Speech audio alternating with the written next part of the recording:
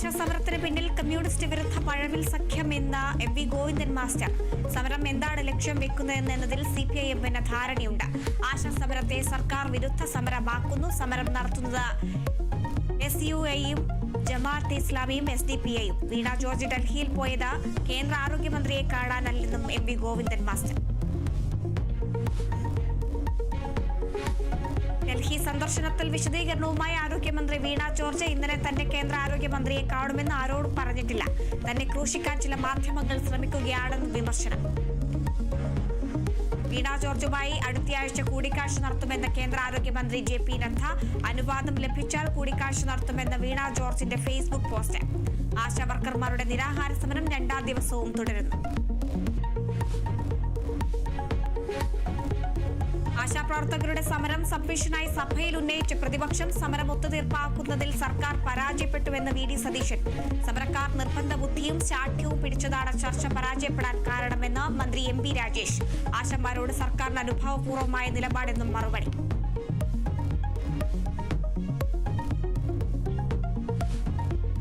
വയനാട് പുനരധിവാസത്തിന് കേന്ദ്രം അനുവദിച്ച വായ്പാ വിനിയോഗത്തിന് സമയപരിധി നീട്ടി. കേന്ദ്ര സർക്കാർ നിലപാട് ഹൈക്കോടതിയെ അറിയിച്ചു. സമയപരിധി നീട്ടിയത് ഡിസംബർ 31 വരെ. തിങ്കളാഴ്ചക്കകം കേന്ദ്ര സർക്കാർ സത്യവാങ്മൂലം നൽകണമെന്ന് ഹൈക്കോടതി. ദുരന്തബാധിതരുടെ വായ്പ എഴുതിത്തള്ളുന്നതിൽ തീരുമാനമെടുക്കാനും നിർദ്ദേശം.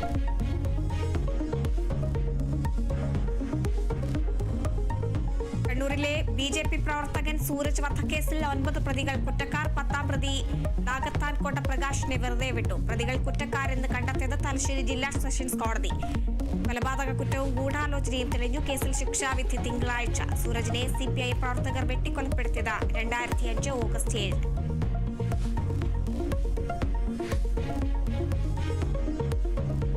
എറണാകുളം കുറുപ്പംപടി പീഡനത്തിൽ പെൺകുട്ടികളുടെ അമ്മ കസ്റ്റഡിയിൽ. പീഡനത്തെപ്പറ്റി അമ്മയ്ക്ക് അറിവുണ്ടായിരുന്നുവെന്ന് പോലീസ്.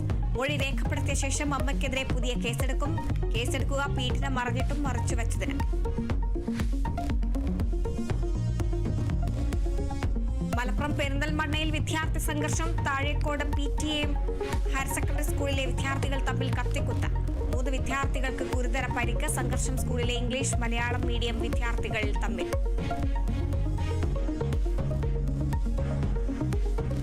കോഴിക്കോട് നാദാപുരത്ത് +1 വിദ്യാർത്ഥിയെ +2 വിദ്യാർത്ഥികൾ മർദ്ദിക്കുന്ന ദൃശ്യങ്ങൾ പുറത്ത്. മർദ്ദനമേറ്റത് MIM ഹയർ സെക്കൻഡറി സ്കൂളിലെ വിദ്യാർത്ഥിക്ക്. മർദ്ദിച്ച +2 വിദ്യാർത്ഥികൾക്ക് നോട്ടീസ് അയക്കാൻ പോലീസ്. നോട്ടീസ് അയക്കുക രക്ഷിതാക്കൾക്ക്.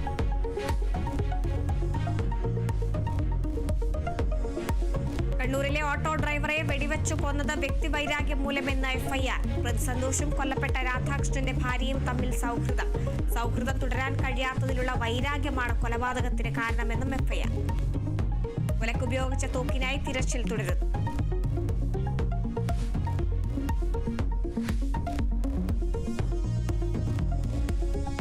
ഡൽഹി ഹൈക്കോടതി ജഡ്ജിയുടെ വീട്ടിൽ നിന്ന് കെട്ടുകണക്കിന് പണം കണ്ടെത്തിയ സംഭവത്തിൽ ആഭ്യന്തര അന്വേഷണം.